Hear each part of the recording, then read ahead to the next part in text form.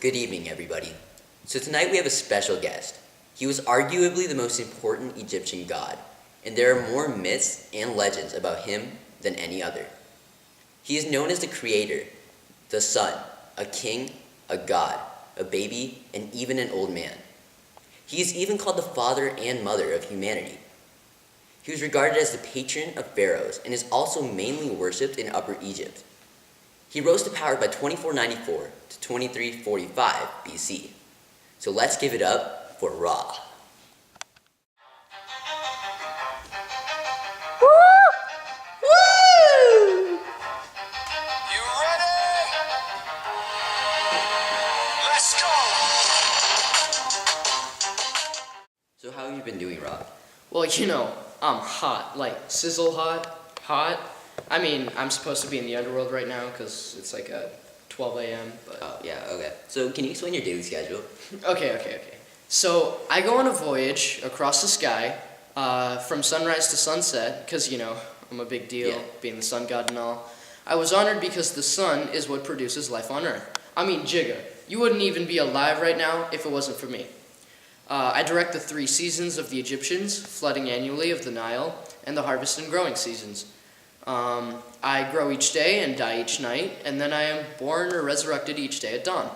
Each night, the divine crew, including myself, because I'm the sun god, of the solar bark has to overcome the forces of chaos so that I can revive the sleeping dead and renew the world. I mean, I whoop Apophis' A every night. I hate that guy, like literally, my god. I enter the underworld at night in my ram form until dawn. Nice. Okay, so it says here that you came into the world from the primeval waters at the beginning of time to create every aspect of the world. And there are so many different versions of your creation story. Well, actually, I have footage. Oh, really?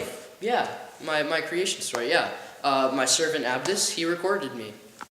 Boo, you suck. You're terrible. Some say Ra came into the world from the primeval waters on a mound, others on a lotus flower. Some argue over what form he came in, a child, a crab, a falcon, a human, and other creatures. Some people even argue over how Ra created humans. Some say he created humans out of the tears that fell on the earth. Others say that he was circumcised, as he cut his own phallus. A phallus? And 2 other deities formed from the blood that fell on the earth. Woo! Abdus, what are you doing? Oh, distracted there for a second. Woo! Okay, so Ra, you were a king on earth, right? Yeah, but then I got tired, man, you know what I'm saying? I got What tired. you're saying, okay. Yeah, see, I went back to the heavens after brutally punishing the humans who had rebelled against my rule on earth. The god Nun ordered Nut to turn herself into a cow and to raise me up on her back. When the goddess lifted me above the earth, she became the sky, and I became the king of the heavens. Okay then. So what about your kids? Explain your In the name of Jake Epstein. Ra? Oh, sorry. Yeah, my kids, yeah. Their names are Hathor, Sekhmet, Bastet, and Maat, but Maat's my favorite. That's why I call her the Eye of Ra.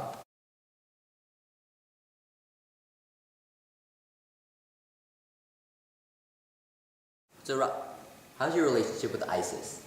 Oh, long story, but let's just say that she's really jealous of me because I'm the king of the heavens and her son Horus is not.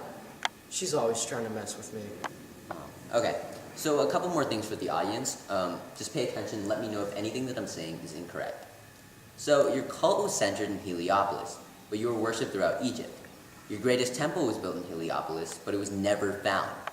Several kings built sun temples with large masonry obelisks for you, and you were mentioned in funerary texts and magical spells. Is this all true? Sorry, were you saying something? I was just texting my babe. You know who you are. Okay, thank you for your time, and I hope to see you in the future. Yeah. Ow. Our next guest tonight is also known as the creator god, the solar god, fertility god, warrior god, king of the gods, and a universal god.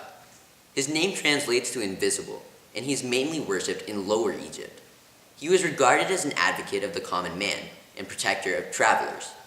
He has been represented in human form, wearing a short kilt, a feather-patterned tunic, a double-plumed crown.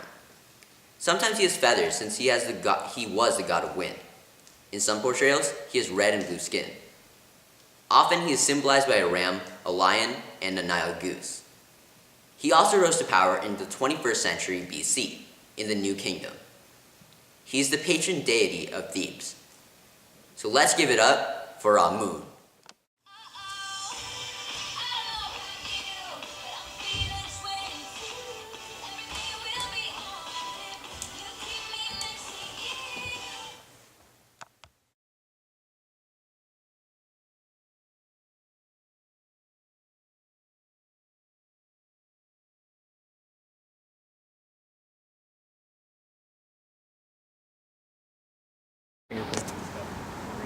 So do you know the god Amun? I do. Okay, did you know that he was really popular in the United States before the Europeans came? Yeah, of course.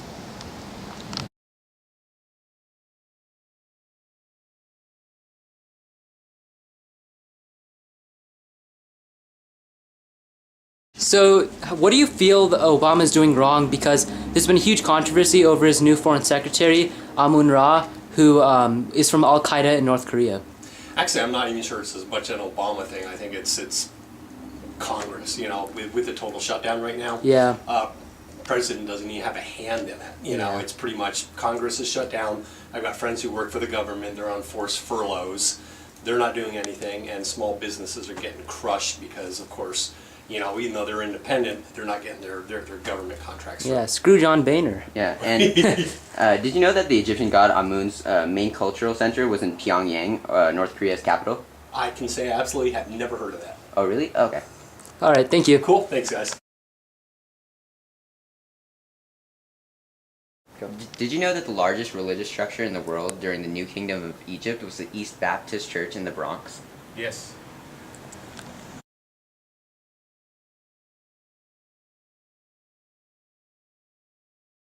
Tonight, two of our previous guests will be meeting each other face to face, Amun and Ra. Amun's cult was fused with Ra's in the New Kingdom. Amun-Ra was the mysterious originator of all life, the one who made himself into millions, and his cult lasted from the 16th to 11th century BCE. Amun-Ra?